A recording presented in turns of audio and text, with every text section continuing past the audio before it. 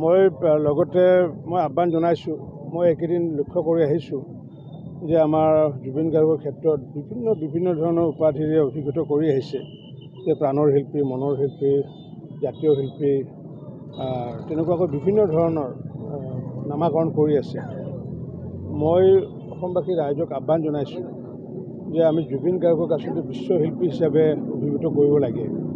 আৰু এইকাৰণে কৰিব লাগে বিশ্বশিল্পী তেখেতে এইকাৰণে, যিহেতু তেওঁ ঢুকোৱাৰ পিছত 142খন যি দেশ আমাৰ পৃথিৱীত, তাৰ ভিতৰত 124খন দেশত জুবিন গাৰ্গৰ বিষয়ে যিহেতু চৰ্চা হৈছিলে, আৰু এনেকুৱাকৈ চৰ্চা পূৰ্বতে হোৱা নাছিলে। আৰু যাৰ কাৰণে গুগলে তেখেতক, আমি যদি গুগল চাৰ্চ কৰোঁ হুইজ জুবিন গাৰ্গ, আৰু তেতিয়া জুবিন গাৰ্গ বুলি চাৰ্চ কৰিলে আমি দেখা পাওঁ যে humming king of the world বুলি তেওঁলোকে স্বীকৃতি দিছে।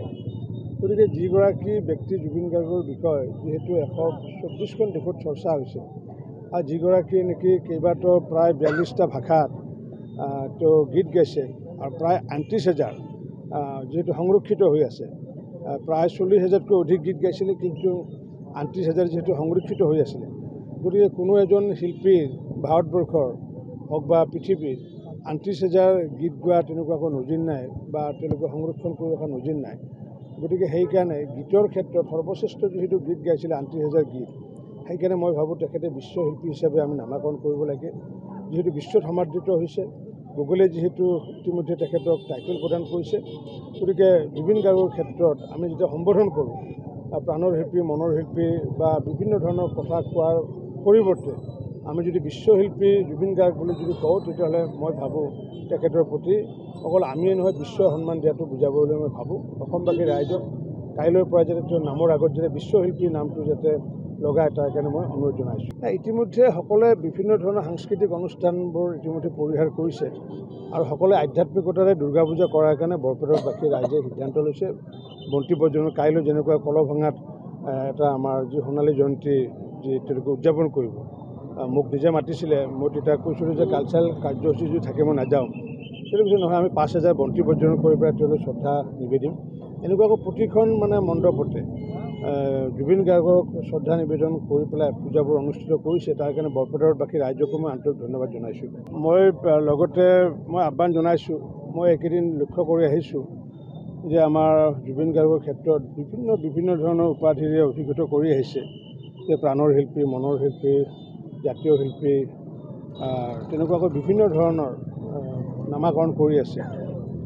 মই অসমবাসী ৰাইজক আহ্বান জনাইছোঁ যে আমি জুবিন গাৰ্গক আচলতে বিশ্বশিল্পী হিচাপে অভিহিত কৰিব লাগে।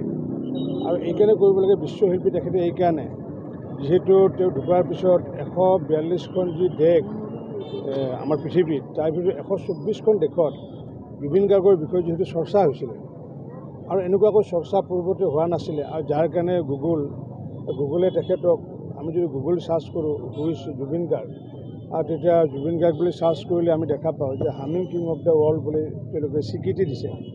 গতিকে যিগৰাকী ব্যক্তি জুবিন গাৰ্গৰ বিষয়ে যিহেতু 124খন দেশত চৰ্চা হৈছে, আৰু যিগৰাকীয়ে নেকি কেইবাটাও প্ৰায় 42টা ভাষাত তেওঁ গীত গাইছে, আৰু প্ৰায় 38,000 যিহেতু সংৰক্ষিত হৈ আছে, প্ৰায় 40,000তকৈ অধিক গীত গাইছিলে, কিন্তু 38,000 যিহেতু সংৰক্ষিত হৈ আছিলে। গতিকে কোনো এজন শিল্পীৰ ভাৰতবৰ্ষৰ হওক বা পৃথিৱীৰ 38,000 গীত গোৱা তেনেকুৱাকৈ নজিৰ নাই, বা তেওঁলোকে সংৰক্ষণ কৰি ৰখা নজিৰ নাই। গতিকে সেইকাৰণে গীতৰ ক্ষেত্ৰত সৰ্বশ্ৰেষ্ঠ যিহেতু গীত গাইছিলে 38,000 গীত, সেইকাৰণে মই ভাবোঁ তেখেতে বিশ্বশিল্পী হিচাপে আমি নামাকৰণ কৰিব লাগে। যিহেতু বিশ্বত সমাদৃত হৈছে, গুগলে যিহেতু ইতিমধ্যে তেখেতক টাইটেল প্ৰদান কৰিছে।